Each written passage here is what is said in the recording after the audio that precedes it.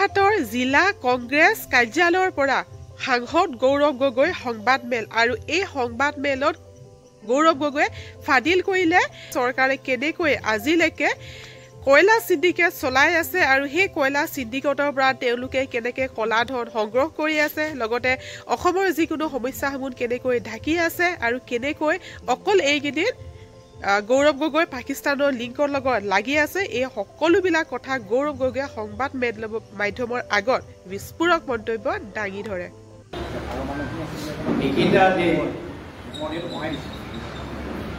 অসমৰ জনসাধাৰণে মাত্ৰ এটা SIT লৈ চৰকাৰৰ ফলৰ পৰা খবৰ পাই আছে আৰু সেই SIT লৈ বিভিন্ন অভিযোগ প্ৰত্যুত্তৰ ৰাইজে আপোনালোকৰ মাধ্যমৰ যোগেদি চাই আছে কিন্তু আজি মই এটা বেলেগ SIT লৈ যাবলৈ বিচাৰোঁ আৰু সেই SIT গঠন হোৱাৰ কাৰণটো হ'ল যে এই বছৰৰ আৰম্ভণিত জানুৱাৰী মাহৰ 6 তাৰিখে উমৰংচাও আসাম কোৱাৰী কালামাটিত এটা ইলিগেল ৰেড কোল মাইনত আমাৰ 9 গৰাকী শ্ৰমিকসকলৰ মৃত্যু হ'ল সেই সময়ত সকলোৱে দেখিছে যে কেন্দ্ৰৰ চৰকাৰ ৰাজ্যৰ চৰকাৰ এই 9 গৰাকী শ্ৰমিকসকলক উদ্ধাৰ কৰিবলৈ আপ্ৰাণ চেষ্টা কৰিছে কিন্তু শেষত এই 9 গৰাকী তেওঁলোকৰ মৃত্যু হ'ল আৰু তাৰ পিছত যেতিয়া চৰকাৰক সোধা গ'ল যে আপোনালোকেতো কৈ থাকে যে অসমত কয়লা সিন্ডিকেট নাই অবৈধ কয়লা খনন নহয় অবৈধ ৰেড কোল মাইনিং নহয় তো এই দুৰ্ঘটনা কেনেকৈ হ'ল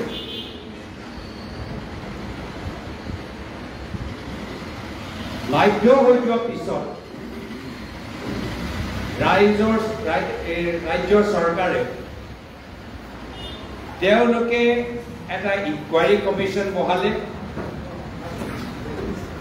য'ত গুৱাহাটী হাইকোৰ্টৰ ফৰ্মাৰ জাজ জাষ্টিছ অনিমা হাজৰিকা ডাঙৰীয়ানী আছে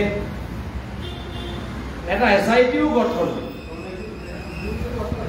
যি SIT গঠন এই গোটেই কাণ্ডৰ লৈ তেওঁলোকে তদন্ত কৰা নিৰ্দেশ কৰা হৈছে আৰু কিছু আসাম মিনাৰেল ডেভেলপমেণ্ট কৰ্পৰেশ্যনৰ বিষয়া আৰু আৰক্ষীসকলৰ টিম বনোৱা হ'ল আৰু তেওঁলোকক নিৰ্দেশ দিয়া হ'ল যে অসমৰ ভিতৰত এনেদৰে যিমান অবৈধ ৰেড কোল মাইনিং কাম চলি আছে বন্ধ হ'ব লাগে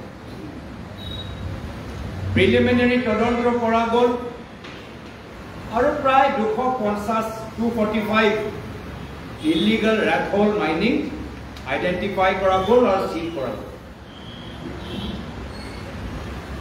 কিন্তু তাৰ পিছত আমি কোনো ধৰণৰ আপডেট নাপালোঁ অসমৰ ভিতৰত যি অসমত মুখ্যমন্ত্ৰী হিমন্ত বিশ্ব শৰ্মা ডাঙৰীয়া কৈ আছে যে ইয়াত ইলিগেল ৰেড কোল মাইনিং নাই অলপ ইনকুৱাৰী কৰিলে প্ৰায় 250টা ইলিগেল ৰেড কোল মাইন পালে কেনেকৈ ইমান ৰেড কোল মাইন হ'ল কোন কোন জিলাত হ'ল স্থানীয় প্ৰশাসনৰ কি ভূমিকা মন্ত্ৰীসকলৰ কি ভূমিকা স্থানীয় আৰক্ষীসকলৰ কি ভূমিকা, বিধায়কসকলৰ কি ভূমিকা, চৰকাৰৰ কি ভূমিকা, গৃহ বিভাগৰ কি ভূমিকা, এনভাইৰনমেণ্টৰ কি ভূমিকা, এই ক্ষেত্ৰত মুখ্যমন্ত্ৰী আৰু তেওঁলোকৰ চৰকাৰ আমাক একো আজিলৈকে জনোৱা নাই, একো জনোৱা নাই। নিশ্চয় যদি অসমত প্ৰায় 250 ইলিগেল ৰেপল মাইনিং কাম চলি আছে ঠায়ে ঠায়ে, তো নিশ্চয় এটা নেক্সাছ আছে, নিশ্চয় এটা সিন্ডিকেট আছে। এই সিন্ডিকেটৰ লগত কোন মন্ত্ৰী জড়িত, এই সিন্ডিকেট লগত দিছপুৰত কাৰ সম্পৰ্ক আছে, এইখিনি কথা যেহেতু SIT গঠন হ'ল তাৰ ওপৰতো মুখ্যমন্ত্ৰী আমাক জনাব লাগিছে, ৰাজহুৱা কৰিব লাগিছে, কিন্তু নকৰিল। আৰু আমিও ভাবিলোঁ যে এতিয়া এই 250টা ইলিগেল ৰেপল মাইন সিল হৈ যোৱাৰ পিছত এতিয়া কামখিনি সম্পূৰ্ণ, এতিয়া আৰু অসমত কয়লা সিন্ডিকেট নাই। কোনোবা ভাবিব পাৰে, হ'ব পাৰে সেয়া আছিলে চৰকাৰৰ উদ্দেশ্য, কিন্তু আৰু এইখিনি তথ্য মই কেনেকৈ পালোঁ, যেহেতু উমৰাংচাও লৈ মই ফেব্ৰুৱাৰী মাহত পাৰ্লামেণ্টত এই বিষয়টো উত্থাপন কৰিছিলোঁ,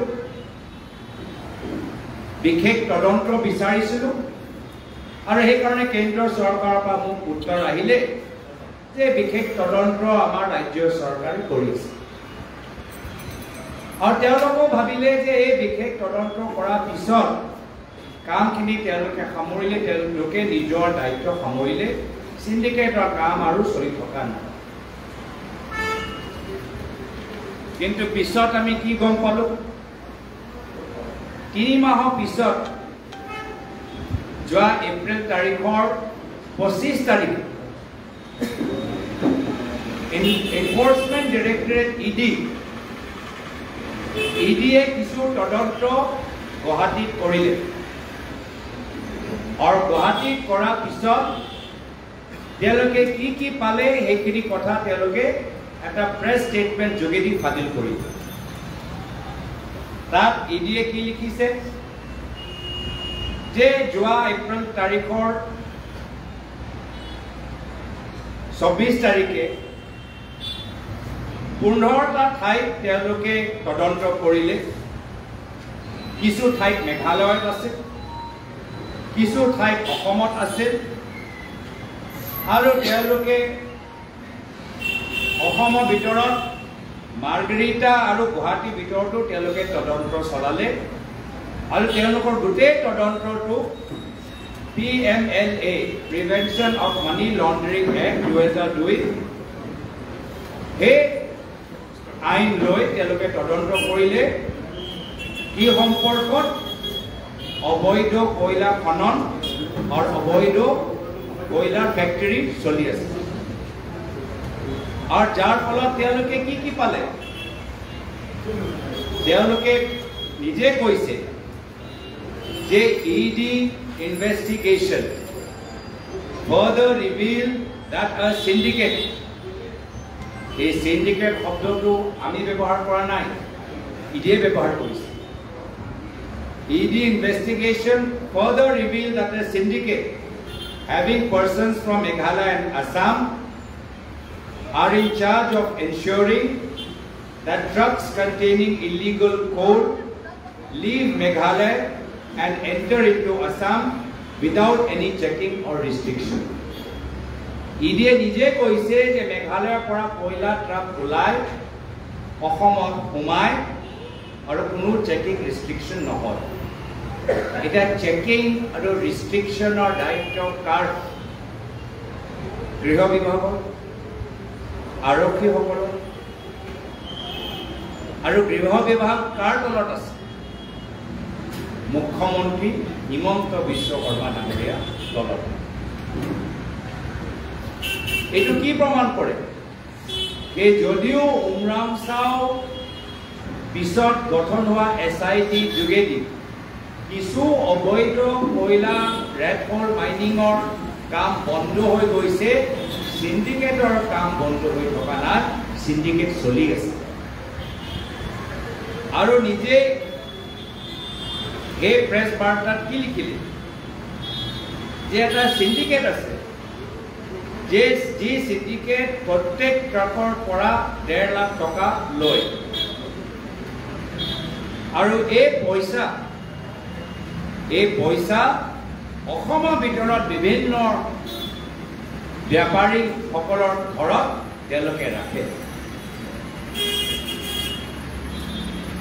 মই জানিবলৈ বিচাৰো যে এনেকুৱা ধৰণৰ তথ্য ওলালে আৰু মুখ্যমন্ত্ৰী চুপচাপ আছে, গৃহ বিভাগ এইখিনি তদন্ত লয়, কোনো তেওঁলোকে নিজৰ ফালৰ পৰা পদক্ষেপ লোৱা নাই। সব কামটো ইডিয়ে কৰিব নোৱাৰে। ইডি এটা PMLA অন্তৰ্গত কিছু কাম কৰিব পাৰে, কিন্তু এনেকুৱা এটা সিন্ডিকেট এতিয়াও চলি আছে। ইয়াৰ ফাদিল কৰা দায়িত্ব, তদন্ত কৰা দায়িত্ব হ'ল অসম আৰক্ষীসকলৰ, গৃহ বিভাগ। আৰু তাত তেওঁলোকে কি ক'লে যে ইডিৰ এই ৰেডত কিছু কেছ ডায়েৰী তেওঁলোকে পালে, যি ডায়েৰীৰ ভিতৰত কেছ ইন কেছ আউট, পইচা কিমান সোমালে, পইচা কিমান ওলালে, গোটেই সেই তথ্যবোৰ তেওঁলোকৰ ওচৰত আছে। আৰু তেওঁলোকে কৈছে it was further revealed that coal mine owners and syndicate people used to coordinate with illegal coal mine operators in Margarita, Tinsukia to make it appear to be mined from legally sourced mines. মানে এই সিন্ডিকেটবোৰ কিছু margherita, Tinsukia ভিতৰত illegal কাম কৰা বেপাৰীসকলৰ লগত এনেধৰণৰ কাগজবোৰ বনাব যে গোটেই কয়লাটো লিগেল হয়, তেনেকে তেওঁলোকে প্ৰমাণ কৰিবলৈ বিচাৰে। তো গোটেই এই ইয়াত লিখা আছে ইচ ট্ৰাক 12টা বা 16টা টন ইলিগাল মাইন কোল আনে। আৰু এই গোটেই তদন্ত তেওঁলোকে ল্যাপটপ পালে, মোবাইল পালে, ফোন পালে। তো মই জানিবলৈ বিচাৰো যে ইয়াৰ ওপৰত বৰ্তমান চৰকাৰে তদন্ত কিয় কৰা? যি SIT উমৰাংচাও পিছত গঠন হ'ল, এই SIT এইখিনি তথ্য কিয় লোৱা? যি জুডিচিয়েল ইনকুৱাৰী গঠন হ'ল, এইখিনি বিষয় লৈ তেওঁলোকে তদন্ত কিয় কৰা নাই? নিশ্চয় ইয়াত বিজেপি দলৰ ডাঙৰ ডাঙৰ মানুহৰ হাত আছে, তেওঁলোকে লুকাবলৈ বিচাৰে। আমিও জানিবলৈ বিচাৰো যে এই যে SIT গঠন হ'ল, ইয়াৰ কিবা তাৰিখ আছে নেকি? ইয়াৰ কিবা ডেডলাইন আছে? যিদৰে আমাৰ ক্ষেত্ৰত যি SIT মুখ্যমন্ত্ৰীটো কৈ দিছে যে 10 ছেপ্টেম্বৰ ডেডলাইন। তো মই জানিবলৈ বিচাৰো যে SIT যে কয়লা ওপৰত যে গঠন হ'ল, ইয়াৰ কিবা ডেডলাইন আছে নে নাই? মুখ্যমন্ত্ৰী আমাৰ ওপৰত যে SIT আছে তাৰ কথাবোৰ ৰাজহুৱা কৈ থাকে, কিন্তু অসমৰ ভিতৰত যে ইয়াত ডাঙৰ এটা বাস্তৱ সমস্যা যে আছে অবৈধ কয়লাৰ, সেই সমস্যা লৈ মুখ্যমন্ত্ৰীয়ে প্ৰেছ বাৰ্তা দিবলৈ নিদিয়ে। আৰু এই অসম মেঘালয় লৈ যে সিন্ডিকেট চলি আছে, এই ক্ষেত্ৰত প্ৰধানমন্ত্ৰী মোদী ডাঙৰীয়াৰ স্থিতি কি? তেওঁলোক কৈছে না খাওঁগা না খানে দুংগা। ইয়াততো লিখা আছে যে প্ৰত্যেক ট্ৰাকৰ পৰা 1.5 লাখ টকা খায় সিন্ডিকেটে, প্ৰত্যেক ট্ৰাকৰ পৰা 1.5 লাখ টকা খায়, না খানে দুংগাটো কাম কৰা নাই। আৰু সেইকাৰণে মই প্ৰধানমন্ত্ৰী মোদী ডাঙৰীয়াকো চিঠি পঠালো যোৱাকালি, আৰু তেওঁকো অৱগত কৰালো যে SIT উমৰাংচাও আৰু এই ইডি যে ৰেড হ'ল, ইয়াৰ ওপৰত অসম চৰকাৰ মুখ্যমন্ত্ৰী হিমন্ত বিশ্ব শৰ্মা ডাঙৰীয়াৰ নিমাত আৰু মই প্ৰধানমন্ত্ৰী মোদী ডাঙৰীয়াক আহ্বান জনাইছোঁ যে তেখেতৰ কাৰ্যালয় এই ক্ষেত্ৰত অলপ সময় দিয়ক, ইণ্টাৰেষ্ট লওক, খবৰ লওক, ৰিপৰ্ট লওক আৰু এটা ডেডলাইন বান্ধি দিয়ক। মইতো ভাল পাইছোঁ আমাৰ ক্ষেত্ৰত ডেডলাইন বান্ধিছে, যদিও পলক ডেডলাইন মই বেয়া পোৱা নাই, কিন্তু এই ক্ষেত্ৰতো এটা ডেডলাইন দিয়ক। কোন ডেডলাইন, কেতিয়া আমি গম পাম যে কোন কোন ইয়াত মন্ত্ৰী জড়িত হৈ আছে? আমি ডেডলাইনৰ কথা কৈছোঁ যে মই শেষ কৰা নাই, মোৰ সম্পূৰ্ণ হ'বলৈ দিয়ক। আৰু তাৰপিছত মোক কেতিয়াবা এই ক্ষেত্ৰত মোক মনত পৰে প্ৰাক্তন মুখ্যমন্ত্ৰী সৰ্বানন্দ সোণোৱাল ডাঙৰীয়া। কিয় মনত পৰে? মই কেতিয়াবা ভাবোঁ যে তেওঁ কি অপৰাধ কৰিলে যাৰ ফলত তেওঁ মুখ্যমন্ত্ৰী চকীৰ পৰা আঁতৰাই দিলে। তেওঁ জাতি মাটি ভেটি কথা কৈছে, তেওঁ অসমৰ ব্ৰহ্মপুত্ৰ বৰাক মানুহৰ মাজত একতা সৃষ্টি কৰা কথাবোৰ কৈছে। এতিয়া লাহে লাহে মই বুজি পাইছোঁ তেওঁ কিয় আঁতৰাব। যিহেতু তেওঁ কৈছে 2016 চনৰ নিৰ্বাচনী প্ৰচাৰত যে তেওঁ এই চিণ্ডিকেট খতম কৰিব যদি তেওঁলোকৰ চৰকাৰ আহে। আৰু 2016 চনৰ পিছত হ'ব পাৰে যে তেওঁ কিছু চেষ্টাও কৰিছে এই কয়লা চিণ্ডিকেট ৰাজনীতিবিদৰ হাতৰ পৰা ওলাবলৈ আৰু লাহে লাহে নিয়ন্ত্ৰণলৈ আনিবলৈ, লাহে লাহে কমাবলৈ, লাহে লাহে শেষ কৰিবলৈ হ'ব পাৰে তেওঁ চেষ্টা কৰিছিল, যিহেতু আমিও মাজে মাজে খবৰ পাই থাকোঁ। আৰু এয়া লৈ বিজেপি দলৰ মাজত ভূমিকম্প, যিসকলৰ ৰাজনৈতিক যাত্ৰা চিণ্ডিকেটৰ পৰা আৰম্ভ হ'ল, যিসকলৰ ৰাজনৈতিক যাত্ৰা ব্ৰইলাৰ আৰু কণী চিণ্ডিকেটৰ পৰা আৰম্ভ হ'ল, সৰ্বানন্দ সোণোৱাল ডাঙৰীয়াৰ দিনত যেতিয়া কয়লা চিণ্ডিকেটে তেওঁলোকে নিয়ন্ত্ৰণ কৰিবলৈ চেষ্টা কৰিছিল, সেইসকলৰ মাজত এটা ভূমিকম্প সৃষ্টি হ'ল। আৰু হ'ব পাৰে সেইকাৰণে কোনো ডাঙৰ অপৰাধ নকৰাকৈ এজন জনজাতিৰ মুখ্যমন্ত্ৰী উজনি অসমৰ সৰ্বানন্দ সোণোৱাল ডাঙৰীয়াক বিজেপিৰ ভিতৰত চিণ্ডিকেট কৰা বিজেপি নেতাসকলে তেওঁলোকে এই উদ্দেশ্য লৈ তেওঁলোকে আঁতৰাইছে। ইয়াৰ বাহিৰে আৰু একো কাৰণ হ'ব নোৱাৰে। যিহেতু যেতিয়াই সৰ্বানন্দ সোণোৱাল ডাঙৰীয়া আঁতৰি গ'ল আৰু চিণ্ডিকেট চলোৱা মানুহৰ হাতত ক্ষমতা আহিলে, লগে লগে অসমত কয়লা চিণ্ডিকেট বাঢ়ি গ'ল, লগে লগে অসমৰ চুপাৰী চিণ্ডিকেট বাঢ়ি গ'ল, লগে লগে অসমৰ ভিতৰত ড্ৰাগছৰ চিণ্ডিকেট বাঢ়ি গ'ল। আৰু সেইকাৰণে আজি যদিও ইমান গুৰুত্বপূৰ্ণ তথ্য ওলাইছে যে এইখন বিজেপি চৰকাৰ দিনত প্ৰায় 250টা অবৈধ ৰেড হল মাইনিং আছে, এতিয়াও যোৱা মাহলৈকে চিণ্ডিকেট চলি আছে। অবৈধ কয়লাৰ ওপৰত কোনো ধৰণৰ চেকিং নহয়, অবৈধ কয়লাৰ কাগজবোৰ তেওঁলোকে সলনি কৰি বৈধ কয়লা দেখাবলৈ বিচাৰে। নিশ্চয় বিজেপি দলৰ নেতৃত্ব হিমন্ত বিশ্ব শৰ্মা ডাঙৰীয়াৰ ঘনিষ্ঠ ইয়াত জড়িত হৈ আছে। আৰু সেইকাৰণে আমাৰ বাৰম্বাৰ মই কৈছোঁ দাবী যে এই SIT ওপৰতো মুখ্যমন্ত্ৰী স্পষ্টীকৰণ দিয়ক। মানুহবোৰে সকলোৱে জানে, বুজি পায়। আৰু সেইকাৰণে মোৰো যদিও তেওঁলোকে ব্যক্তিগত উদ্দেশ্যেৰে মোৰ ওপৰত SIT আনিবলৈ বিচাৰিছে, মই কৈছোঁ ঠিক আছে, ৱেলকাম। মোৰ ওপৰত SIT ৱেলকাম। এই কয়লাৰ SIT ওপৰতো মই তাৰ ফলাফলটো বিচাৰোঁ। আৰু লগে লগে ৰাইজেও কৈছে যে আপোনাৰ পৰামৰ্শ আমি ভাল পাইছোঁ, মুখ্যমন্ত্ৰীৰ ওপৰতো এটা SIT হ'ব।